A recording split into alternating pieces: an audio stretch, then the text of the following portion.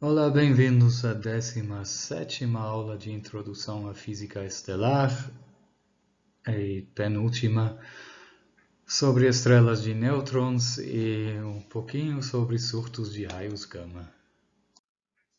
Só um lembrete das últimas aulas, o fim de uma estrela de muito alta massa é uma supernova e o que sobra do seu caroço é um buraco negro com muita alta massa, eu quero dizer acima de uns 25 massas solares. Ou no caso de estrelas apenas de alta massa, entre 8 e 25 massas solares, sobra uma estrela de nêutrons, que é um objeto mais extremo ainda do que as anãs brancas que a gente viu 2 aulas atrás. E esses dois, de novo, os que inventaram a palavra supernova, acho que vocês lembram deles, também eram quem sugeriu a existência dessas estrelas de nêutrons só uns 2 anos depois que o nêutron tinha sido descoberto, que se sabia que nêutrons existia. Foi o James Chadwick que descobriu o nêutron. Como o nome já sugere, estrelas de nêutrons consistem na maior parte de nêutrons, mas não só. Esses nêutrons foram formados fusionando prótons e elétrons dos átomos do núcleo de uma estrela. Quando esse núcleo não... a pressão de degenerescência eletrônica desse núcleo não conseguia mais suportar o peso da estrela acima do núcleo. O que acontece foi descrito na aula sobre supernovas. Enquanto uma estrela de nêutrons tem da ordem de 10 a 57 núcleons, quase todos eles sendo nêutrons. Aí eles acabam tendo densidades da ordem de 10 magnitudes a mais que as de núcleos de átomos normais. Talvez esta comparação com núcleos atômicos é tão torta quanto a comparação de anãs brancas com diamantes. Mas isto nem é tão certo assim. Pode ser de que, em lugar de nêutrons e talvez alguns prótons e elétrons, a matéria no interior de uma estrela de nêutrons seja bem mais exótica, algum condensado de quarks ou hadrons contando além dos quarks que normalmente se tem em nêutrons e prótons, os up e down. Outros, por exemplo, o strange ou ainda mais os outros. Ou pode até ter outras partículas ainda, partículas de alta energia, kaons, pions. Na verdade, não se sabe muito bem o que tem no interior das estrelas de nêutrons. Como dito, o que evita no caso de estrelas de nêutrons o colapso total é a tal da pressão de degenerescência neutrônica. É bastante similar à pressão de degenerescência eletrônica, só que o limite máximo até aquela ela consegue conter o colapso um pouco maior, dependendo do estado de rotação do objeto entre 2,2 e 2,9 massas solares. E a expressão para quantificar ela é bastante similar à expressão que a gente tinha para pressão de degenerescência eletrônica. Não vou mostrar ela aqui, mas se vocês pegam a fórmula de alguns slides atrás, tem que substituir a massa do elétron pela massa do nêutron, e aquele μ que tinha vai ser 1 no caso. E igual como a pressão de degenerescência eletrônica, a neutrônica também não depende da temperatura.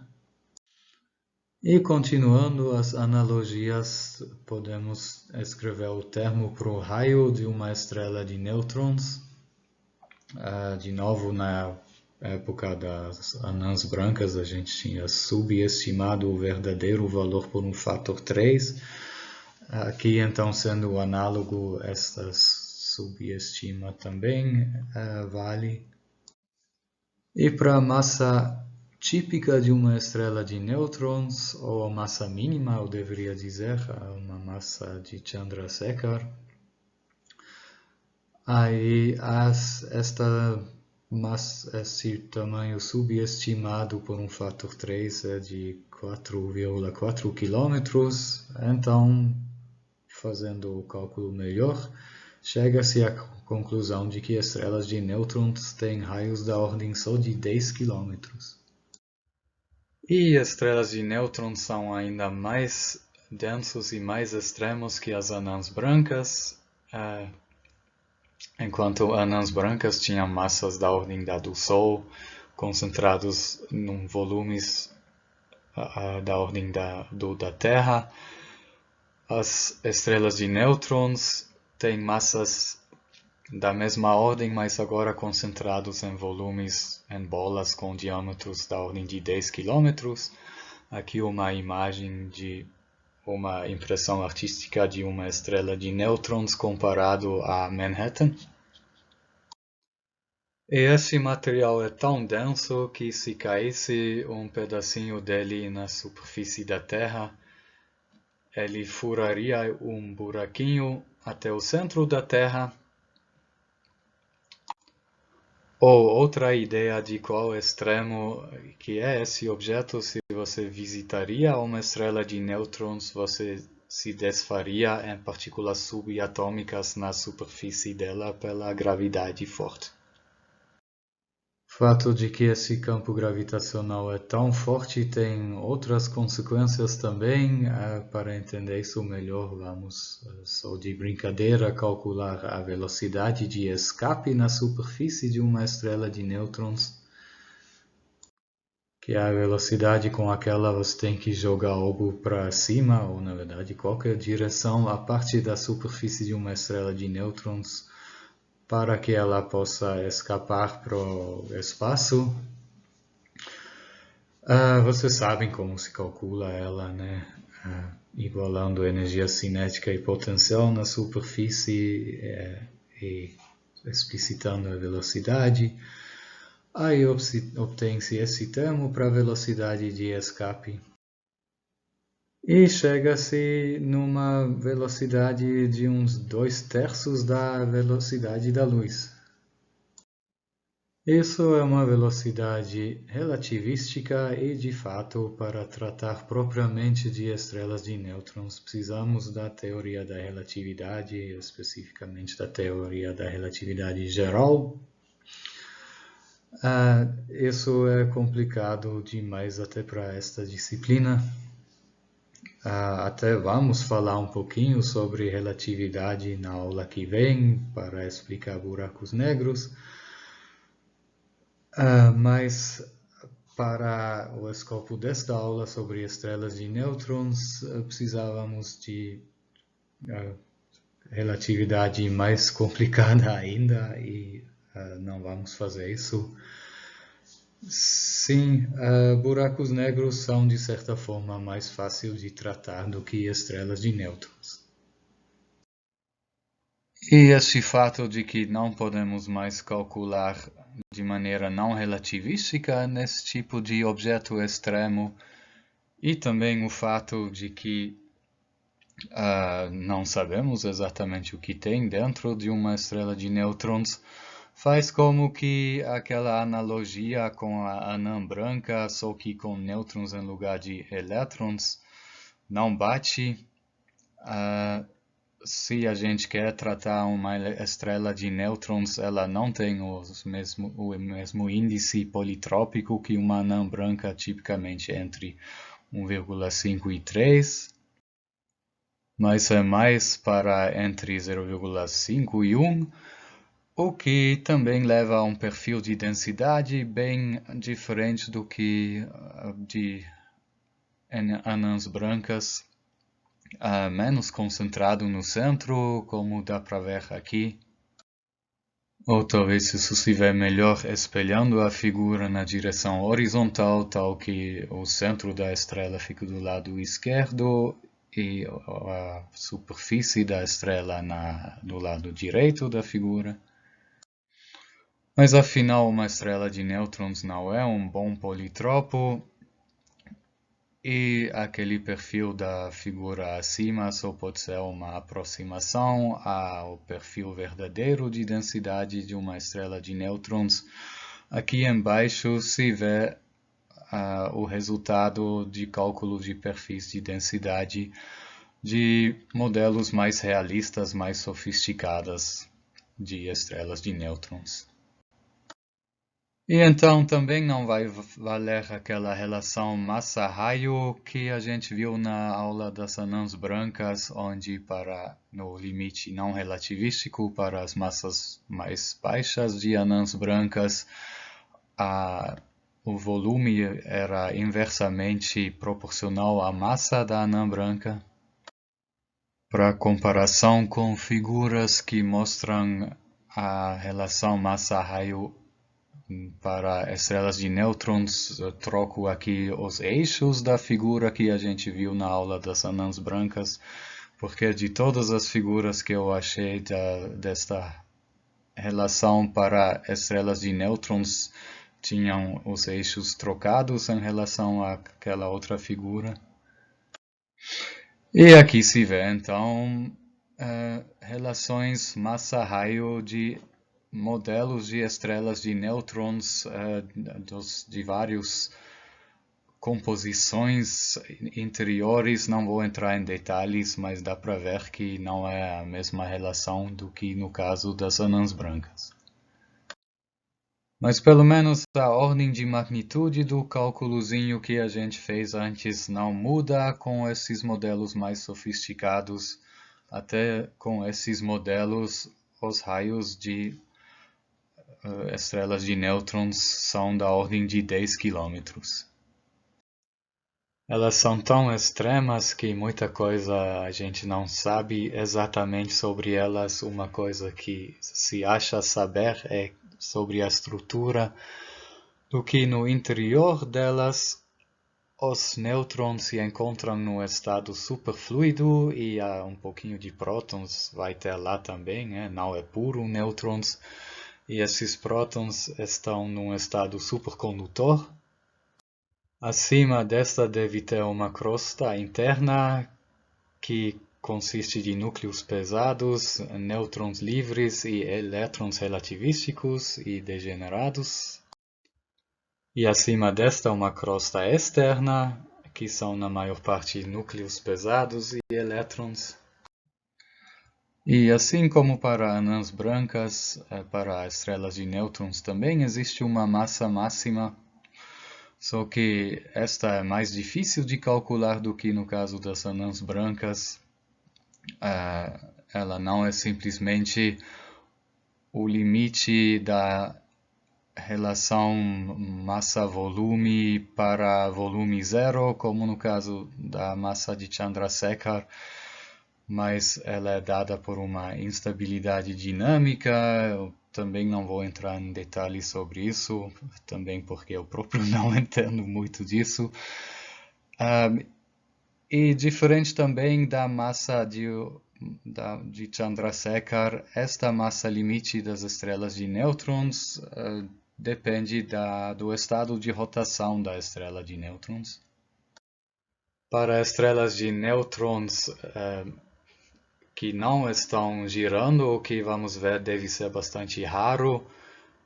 Esta massa máxima é de 2,2 massas solares, e para estrelas de nêutrons em rotação rápida, o que deve ser mais frequente, ela é de 2,9 massas solares.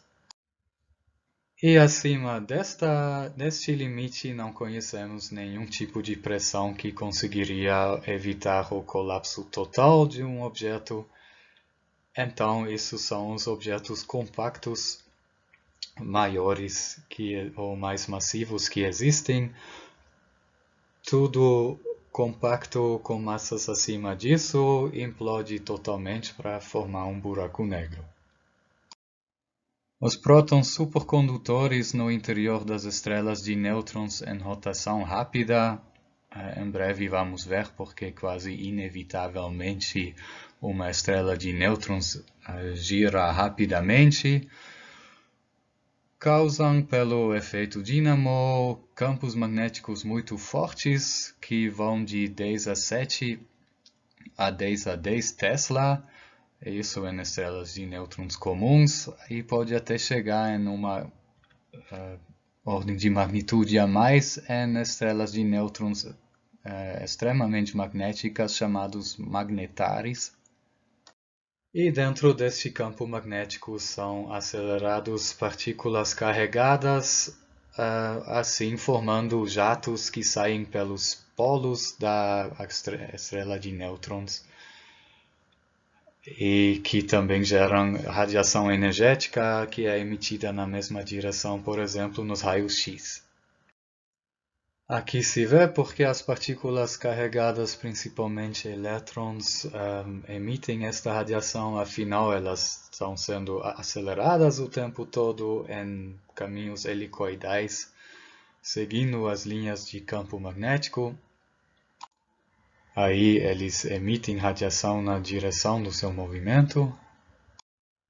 Bom, parte desta radiação é emitida na direção perpendicular às linhas de campo, que chamamos de radiação síncrotron. E aquela é emitida na direção do campo, das linhas de campo, aquela dos jatos, é chamada de radiação de curvatura.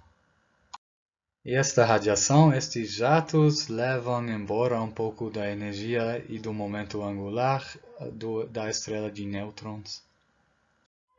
Radiação síncrotron tem um espectro bem característico e é observado no espectro de estrelas de nêutrons e pode ser facilmente separada da outra contribuição ao espectro das estrelas de nêutrons, que é mais radiação térmica. E ela vai das ondas rádio até as raios gama, ou seja, sobre todo o espectro eletromagnético que a gente consegue observar. Inicialmente, a temperatura no interior de uma estrela de nêutrons é de 100 bilhões de Kelvin, mas dentro de um dia esta temperatura cai até 1 bilhão de Kelvin. Esta perda de 99% da energia térmica ocorre por um processo chamado Urka. Este nome foi dado pelo astrônomo russo Georg Gamow e junto com Mario Scheinberg, que vocês talvez ouviram falar já. E é em homenagem ao cassino na Península Urca, que fica lá no Rio de Janeiro, lá onde também fica o Pão de Açúcar, né? Os dois argumentaram que no processo Urca a energia é perdida tão rapidamente quanto o dinheiro no cassino de Urca. E o processo é este aqui. Os núcleons alternam constantemente entre próton e nêutron, no processo emitindo e absorvendo elétrons e produzindo neutrinos e antineutrinos. E depois disso a temperatura cai por mais um fator 10 em poucos centenas de anos. E a partir de lá, a estrela de nêutrons se resfria a uma taxa mais moderada, a temperatura na superfície dela sendo da ordem de 1 milhão de Kelvin.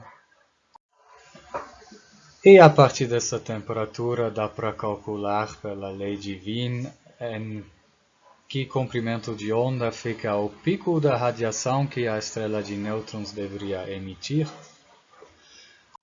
Supondo que é uma radiação de corpo negro desta temperatura, aí chegamos numa radiação com comprimento de onda da ordem de 3 nanômetros que fica nos raios X. Aí concluímos de que para observar facilmente estrelas de nêutrons devemos olhar nos raios X ou usando telescópios de raios X. E aqui embaixo vemos uma imagem em raio-x de um remanescente de uma supernova, onde no centro realmente se acha a estrela de nêutrons, cuja formação era esta supernova. Bom, já mencionei que estrelas de nêutrons não são necessariamente fáceis de achar, elas brilham tipicamente mais fortemente em comprimentos de onda que normalmente não se observa, não no óptico. Então, como se deu que estrelas de nêutrons foram descobertos? Foi em 1967 que uma estudante de graduação chamada Jocelyn Bell achou uma fonte de raios rádio numa nebulosa, que era justamente uma das nebulosas de remanescente de supernova, a nebulosa Cygnus, e o que era impressionante nesta fonte de rádio é que ela piscava de uma maneira extremamente regular. Eu estou dando aqui o período intencionalmente com 7 dígitos significativas. Piscava com um período de 1,337301 segundos. Era tão regular que o período pode ser determinado com esta precisão. E já que não se conhece tantas fontes tão regulares assim no universo, aí surgiu rapidamente a hipótese dos Little Green Men, dos pequenos homens verdes, de que este sinal poderia vir de uma outra civilização na Via Láctea. Mas logo depois ela achou um outro objeto similar numa direção totalmente diferente, aí isso tornou bem menos provável esta hipótese dos Little Green Men. E hoje em dia se tem uma explicação bem menos romântica para esses sinais tão regulares assim. Se acha que ele provém de uma estrela de nêutrons em rotação rápida em torno de um eixo outro do que o eixo por aquele saem os jatos pelo campo magnético da superfície da estrela de nêutrons, tal que esses jatos varrem uma área, uma região no espaço em forma de cone, varrendo a Terra a cada 1,337 segundos. E aí, já que este sinal visto da Terra parece pulsar, chamamos uma estrela de nêutrons que faz isso de pulsar mesmo. Aí uma descoberta dessas merece um prêmio Nobel, né? O patrão de tese da Jocelyn, o Anthony Hewish, e um colaborador deles ganharam o prêmio Nobel em 1974. Porém, injustamente, na minha opinião e de muitos outros astrônomos, a Jocelyn Bell não foi incluído naquele prêmio Nobel, por isso às vezes se chama ele de prêmio Nobel. Tentaram recompensar ela, dando para ela inúmeros outros prêmios, aqui uma lista delas, mas continua sendo uma injustiça ela não ter sido incluída nesse prêmio Nobel de 1974. E desde então já virou rotina descobrir pulsares, até hoje já são mais que 1500 descobertos, todos com períodos de pulsação, ou quer dizer de rotação na verdade, bastante curtos, de 1/4 de segundo até 2 segundos, mas alguns girando muito mais rapidamente que isso, por exemplo, o pulsar dentro da nebulosa do Caranguejo gira a cada 33 milissegundos. Bom, aqui uma imagem do pulsar dentro da nebulosa de Caranguejo durante um pulso e entre pulsos, ou seja, enquanto o jato está varrendo a Terra e enquanto ela está apontando para outra direção. E tendo períodos de rotação tão curtos, esses pulsares devem ser objetos muito pequenos, girando, só objetos muito pequenos conseguem girar com períodos tão curtos sem se desfazer. E por que eles giram tão rapidamente só porque eles podem? Não significa que eles devem, né? Isso é de novo aquele efeito bailarina que eu já mencionei antes, a conservação do momento angular, que diz que o momento angular é dado pela velocidade da rotação em termos de velocidade angular vezes o raio em quadrado. Aí se você diminui muito o raio, aí você tem que aumentar muito a velocidade de rotação, a velocidade angular para conservar o momento angular. Então, o período de rotação diminui com o quadrado do raio, o que explica este período muito curto depois da contração. Como dito, é o mesmo efeito que faz uma bailarina que encolhe os braços enquanto ela está girando, girar mais rapidamente. Então, disso podemos concluir que os pulsares realmente têm os tamanhos que os modelos preveem para estrelas de nêutrons, juntando a isso o fato de que eles são frequentemente achados dentro desses nebulosas que surgem em supernovas, aí conclui-se que deve se tratar mesmo de estrelas de nêutrons.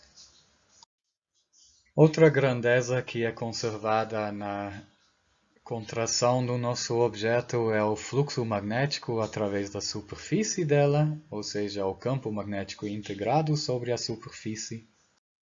Já que as linhas de campo são arrastadas pela superfície em colapso, a gente viu isso na aula sobre o Sol, por que isso acontece? Aí, se o fluxo total de campo magnético através de uma área é conservada enquanto a área diminui horrores, então o campo magnético aumenta horrores. Aumenta como o inverso desta área, ou seja, como o quadrado do raio do nosso objeto, o que explica esses campos magnéticos fortes que saem de uma estrela de nêutrons. Em alguns casos, esse campo magnético chega a ser muito forte mesmo, de 10 bilhões de teslas. Os motivos não são tão claros assim, mas o nome lógico para esse tipo de objeto é magnetar. Frequentemente se observa que os pulsares têm velocidades altas, o que é um indício de que elas realmente foram formadas em supernovas, já que supernovas são eventos violentos e assimétricos frequentemente, o que faz que frequentemente o pulsar gerado na supernova recebe um chute e então a partir de lá voa pelo espaço com velocidade alta. Este período de um pulsar que a Jocelyn Bell tinha observado de ser extremamente constante à segunda vista, não é totalmente constante, ela aumenta lentamente. Neste exemplo aqui, por da ordem de 3 microsegundos a cada ano. Observam que esta taxa de aumento do período é uma grandeza sem unidade, já que é um tempo por unidade de tempo. E esta desaceleração da rotação vem da perda de energia e momento angular pela radiação levando para fora pelos jatos. E suponho que no meio desta curva vocês já viram aquele pequeno quino lá. Isso se chama de um glitch. é uma pequena redução repentina do período, por uma parte em 1 milhão ou em até 10 milhões, 100 milhões. E isso provavelmente é o resultado de uns reajustes, terremotos da crosta, um mini efeito bailarina. Às vezes dá para observar a radiação emitida lá onde o material ejetado pelos jatos ou na direção equatorial do pulsar bate no meio interestelar. O meio interestelar, no caso, sendo composto pelo remanescente da própria supernova. Isso tende a acelerar a expansão da nebulosa. E às vezes até dá para ver ao vivo, em tempo real, a propagação da frente de choque dos jatos da nebulosa. É uma das poucas coisas que acontece tão rápido na astronomia que a gente consegue realmente observar em função do tempo algo acontecer. E por final, igual como no caso de anãs brancas, estrelas de nêutrons inseridos em sistemas binários podem fazer coisas interessantes também. Especialmente os pulsares de período muito curto, de milissegundos, frequentemente fazem parte de sistemas binários. Aí, nesses sistemas binários também podem ocorrer coisas bastante similares, material caindo em cima do objeto compacto, agora uma estrela de nêutron. A emissão que ocorre nesses eventos é principalmente nos raios-x, a gente chama esses de erupções de raios-x, então são tipo como novas, liberando até uns 100 mil vezes a potência do Sol, mas são muito curtos, poucos segundos normalmente. Mesmo assim, a gente chama eles de erupções de raio-x de longa duração. Obviamente existem erupções de raio-x mais curtas também, daqui a pouco já chego nelas. Há casos muito especiais naquelas ambas as componentes da binária são estrelas de nêutrons e caso as duas têm jatos varrendo a Terra, ou seja, caso as duas são pulsares, aí a gente consegue determinar praticamente todas as propriedades do sistema. Quer dizer, as massas das duas estrelas, seus períodos de rotação, etc. Isso com uma precisão impressionante de 0,0002 massas solares. Isso foi o caso num sistema chamado de Hulse-Taylor.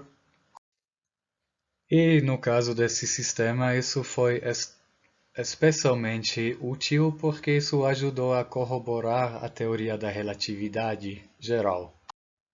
Como isso?